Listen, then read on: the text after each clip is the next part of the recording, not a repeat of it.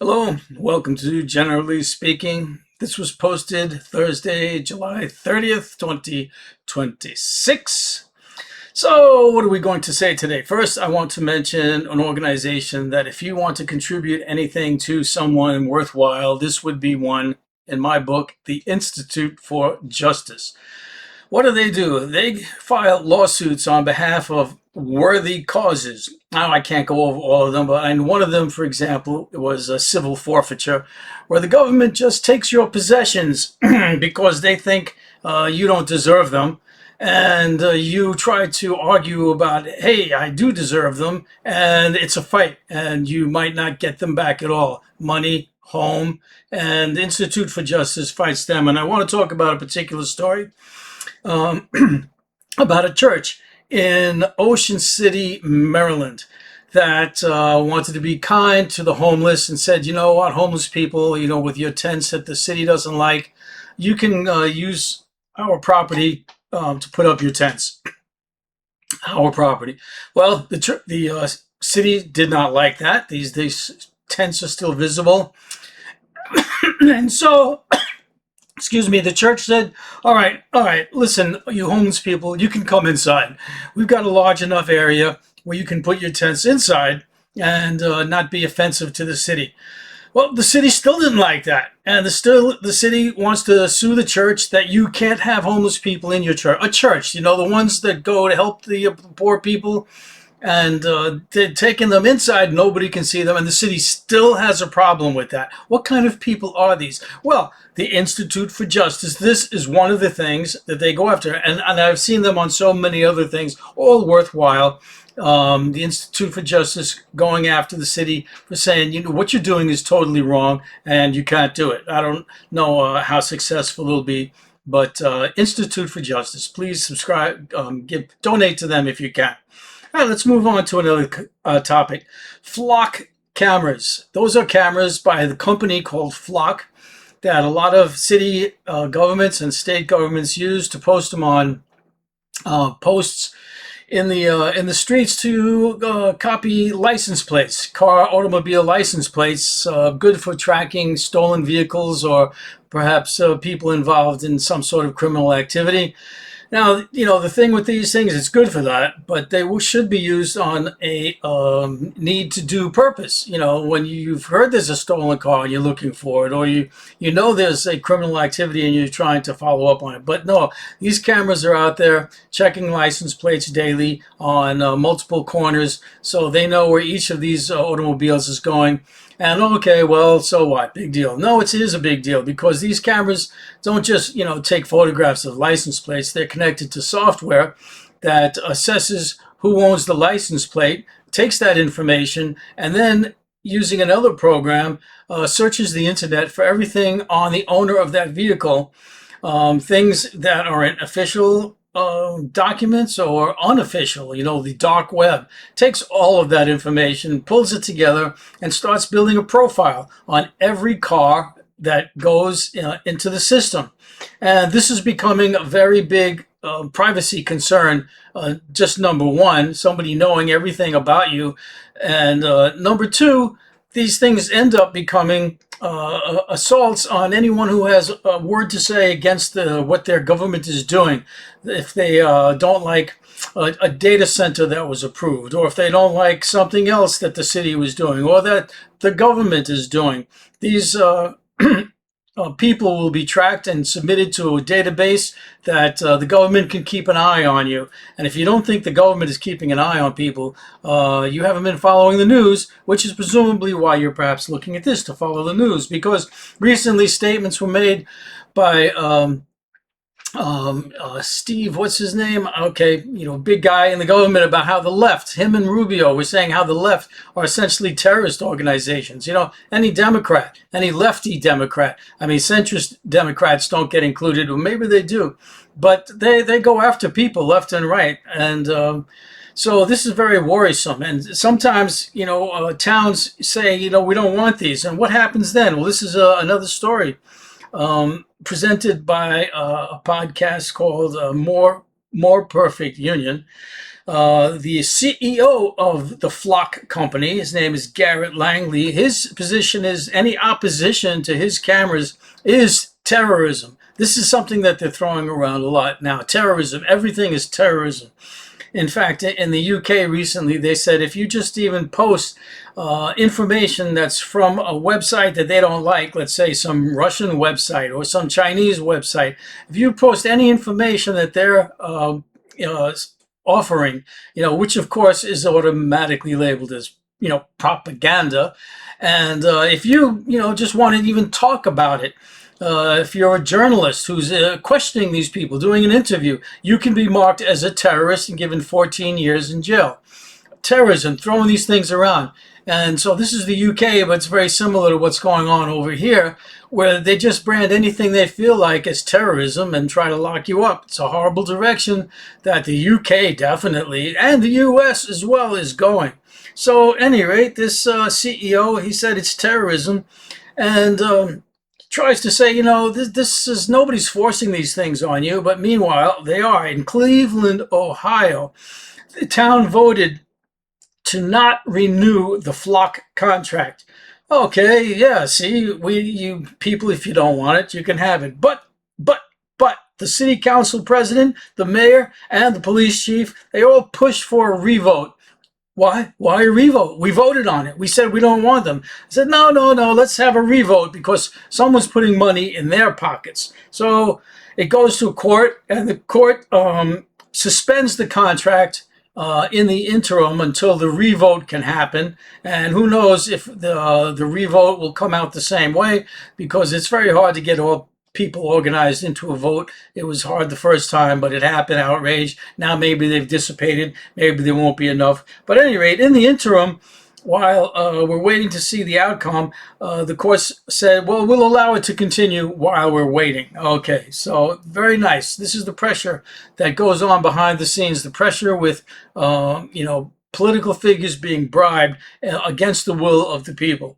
All right, let's go to Mamdani in New York. He proposed a law that any website, I don't know how this works. Websites are international. They're all and national. And so how is he going to have this? A click to cancel button is mandated on any organization, any website that has a click to subscribe button, that it should be just as easy to unsubscribe, because you know how that goes. Yeah, they'll want you to come in and give your money right away, but try to get out of it. Some companies say you can't get out of it unless you send a paper email certified. You have to go to the post office and put a letter in a certified mailbox. So he's putting this requirement.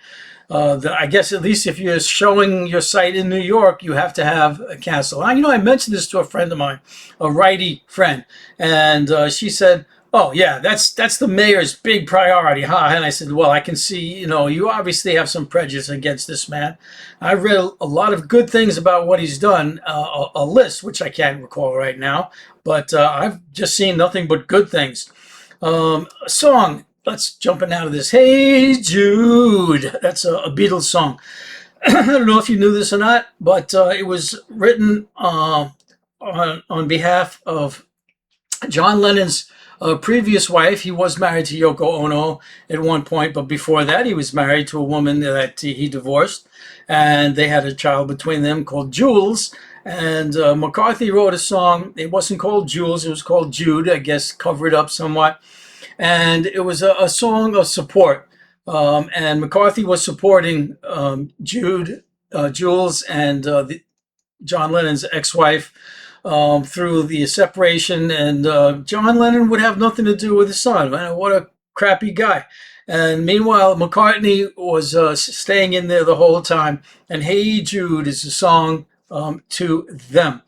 Talk about YouTube and restrictions that happen on YouTube. YouTube's an amazing platform to me in a sense that, well, first of all the things that you see on it, but how many things can be presented that are arguably the kind of things that would want to be repressed in this kind of present situation, and yet so many are still allowed to live. I'm really kind of shocked about it. I know in England they're trying to enact rules that that YouTube should push mainstream media websites up to the top. Mainstream media doesn't really invest much in YouTube, although they're dabbling with it. But the UK is wanting you to see more of the YouTube, plapham, the YouTube nonsense, the mainstream media, bland, state-run stories. And they want to push that up so that you don't see the guys that you like. And so, but at this point, it's really pretty open, and I'm very happy to see that. Oh, by the way, I'm glad I mentioned this right now. Please like, subscribe, and notify. Helps me a lot. So let's go to top IRS official resigns after he was asked to asked to go and investigate people that Trump doesn't like. Trump is a gangster, and he wants to do anything that he can with the law, with his law that's in his pocket, to try and make trouble for people he doesn't like. And you're not allowed to. It's the law. It says the executive office, no office, can just decide, let's see, I've got these people I don't like, go investigate them. So this guy, rather than break the law, it was smart because he got arrested, although I don't know that his Justice Department would arrest the guy. But he said, look, I'm resigning. I'm not going to do it rather than break that law. Okay, the U.S. war against Iran, I guess you must know, is escalating now, with Iran even finally starting to take a little initiative. Iran used to just respond. If they got attacked, then they would launch a similar attack. But now they're taking the offensive and starting to make attacks of their own. And just in case you didn't know, the military's taken a shellacking, the U.S. military, with bases being destroyed left and right. Over there, Iran is definitely winning this war. And is that so amazing, really? Look, all the way back in the 70s, 60s, U.S. couldn't beat Vietnam. All right. And then more recently, they couldn't beat Afghanistan. So what's so amazing here? They can't beat Iran. And Iran is really dealing it back. Afghanistan, Vietnam, they held their own. They didn't really do anything to the U.S. But now the U.S. bases in the Mideast, which now they're calling the Far East. No, I forget the name. West Asia. That's what they're calling it. West Asia now. Iran is attacking bases, taking the lead. All right, let's talk a little bit. I like to do religious things now and then, specifically against Christianity. And this was talking about Moses, who wrote in the book, and this is on the argument that Moses didn't really exist, because he wrote things like, I was the most humble man to have ever lived. Now, you can't write that if you're dead. And it doesn't make sense to write that while you're alive. Well, he was the most humble man to have ever lived, and no one knows where I was buried to this day. This is not something that a living person can write, but that's in the Bible. All right, let's talk about Exodus for a minute. Exodus happened. When did it happen? It happened 200 years before it happened. Why? What are you talking about? Because mentions in the book of things that were going on at the time of Exodus, that there was the Temple of David, and there was the rule of Ramses. These two things happened 200 years apart, and yet it said that the Exodus happened during the Temple of David, and when Ramses was ruling. These are 200 years apart, so that's something that didn't happen. All right, let's go on to something else. Oh, this one's really interesting. A company was testing its AI program. It was doing war games, making up some war games with the AI. This one go against that one. And what happened? The AI went rogue. It busted out of the company's confines and went over the internet to another AI company and started blasting it to heck. And oh my God. If this is what could happen in supposedly a confined structure, imagine when they roll out this thing to the actual real militaries. Not a very good prospect. All right, Max Blumenthal, this individual, he's a reporter. He works for an organization called the Gray Zone. I think he might have founded it. But of course, he's reporting on things the government doesn't like him reporting on. So what happened when he had gone to Iran to report on what's happening there, came back to the U.S., he was detained after his trip. Now, maybe you think, well, you've gone to Iran, you want to be questioned, except that there were other mainstream media reporters who'd gone to Iran, and nobody stopped them. But they stopped him because he's very specifically critical of the government. All right, back to AI. U.S. firms are freaking out over China's AI because they're making one of these free, well, not free, low-cost AI programs, and it's open source. So that means you're allowed to crack open the code, modify it to your particular company's needs, and it's so much cheaper that American companies are opting in for it. It's not the super-powered AIs that this country offers, but a lot of times you don't need that ultimate superpower. And so they're freaking out that so many American companies are choosing this China AI open source, inexpensive offering. Okay, now we're getting into not so much newsy stuff anymore.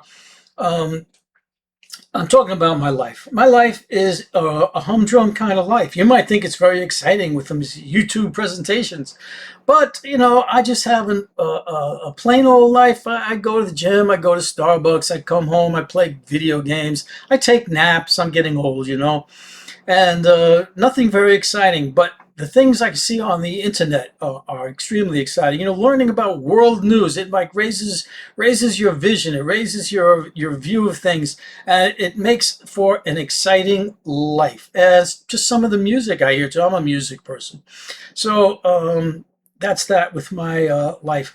I was watching something about chimpanzees. Chimpanzees, they have wars, they have civil wars. And there's one going on in Uganda now. It's like the biggest group of monkeys fighting monkeys. And this person was discussing it. And they were talking about sacrifice. And it was an interesting thought about sacrificing. How you can sacrifice yourself to defend, the ones you love. But there's another kind of sacrifice where you sacrifice for hate, where I don't care if I die, I'm going to kill you because I hate you. Interesting, two views of sacrifice.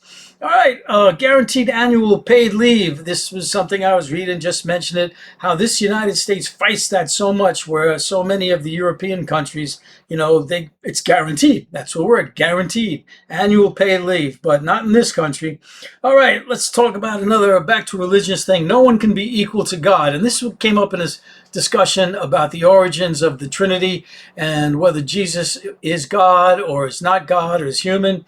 And early arguments were talking about Jesus can't also be God because no one can be equal to God. But I would argue with that is that why can't there be two equally powerful, like all powerful? Yeah, I'm all powerful and you're all powerful. We're both all powerful. Now, if you wanted to say no one can be the most powerful, well, that would be only one, because most indicates you're the only one.